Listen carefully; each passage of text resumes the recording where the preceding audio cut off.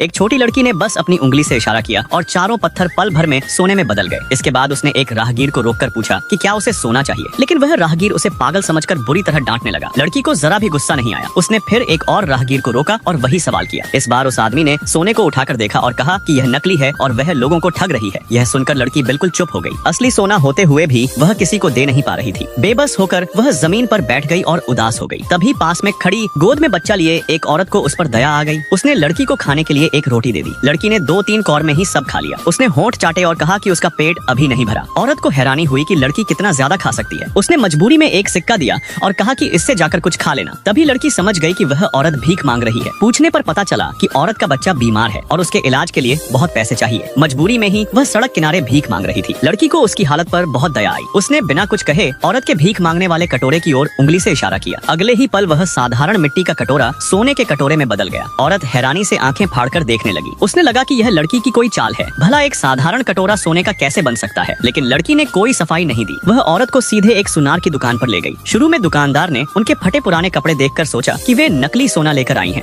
लड़की ने कहा कि आग में तपाकर इसकी जांच कर लो। जैसे ही दुकानदार ने सोने के कटोरे को पिघलाया, वह हैरानी से आंखें फाड़कर देखने लगा। उत्साह में उसकी आंखों में आंसू तक आ गए। ये तो सच में असली सोना है।